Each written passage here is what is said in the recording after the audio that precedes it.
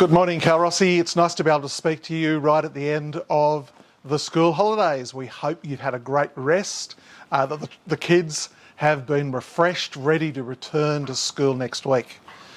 Now, I want to let you know that we're returning next week as normal on level 3 restrictions. I have emailed parents, but just want to remind you that as we come back to school, it's the same as the last week. I'm really pleased that we're able to bring our boarders back, and lots of work has happened in boarding with parents to be able to bring all of our residential students back safely. But right through from prep to year 12, we'll be back at school as normal. Year 12, of course, have an extra week before they come back for their final 2 weeks. Now, lots has happened here on the Calrossy properties in the holidays. Behind me here you can see some work going on the Brisbane Street campus to improve the facilities for our Year 10 students in particular. So a little bit of work going on there. Plenty's happened on the William Cowper campus as well. We're very excited about the new sports courts that have been going on there. And I'm delighted that we now have plans for a complete upgrade of the car parking on the William Cowper campus. So lots happening. Really thankful for the staff, various contractors for working with us. As we return to school, we're excited that we're able to be back. We're very conscious of the difficult times that we have at the moment, and we're doing everything to follow the public health orders and the government regulations in terms of COVID safety. We're very fortunate that as we come back into term 4, ventilation is one of the things they're talking about as a preventative for COVID, so we'll be doing everything there. I want to remind families that secondary students must bring their own masks and we must use them. Look, I don't love a mask. I'm glad to be not using one now, but I do know that that's one of the things that's required of teachers and secondary students. They are recommended but optional for junior school primary students. The other things, of course, are just being incredibly careful. It's the same things.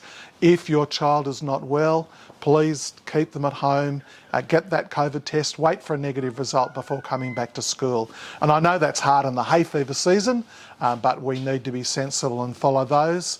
As a school, we're doing all we can to support the government in their recommendations with vaccinations, and if we're able to offer vaccinations for a vaccination clinic here for people interested in being involved, we certainly will do so. We were very sorry that we're unable to offer the promised vaccination clinic during the holidays. That simply had to do with supplies coming to Tamworth. So we'll keep people appraised of that. The other thing, of course, is normal activities at school are restricted, community sports off, although we are being given a date now towards the end of late October when we hope to be able to commence some of those things. The quicker we can get involved in there, the better. It's better for our whole community. Now, the last thing I want to mention just is that we know that certain areas become areas of concern.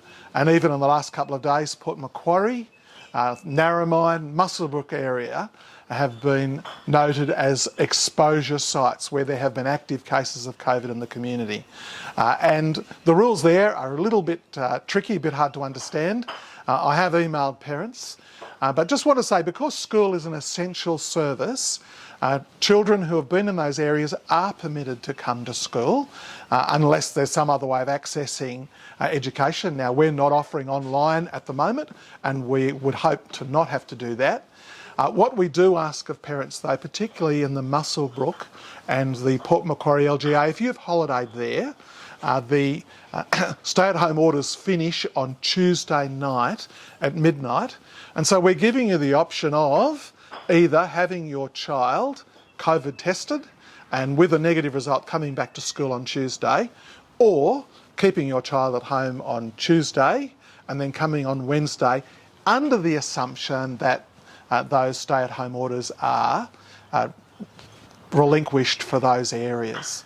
Now, the one exception to that, of course, is if your family, so if your child, has visited one of the exposure sites. There's 20 in Port Macquarie and 3 or 4 in the Muswellbrook area.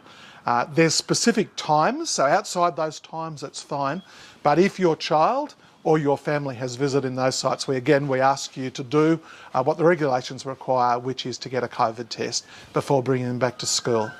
This is massively inconvenient, I know. I know that particularly where parents work, getting COVID tests, waiting the day or two.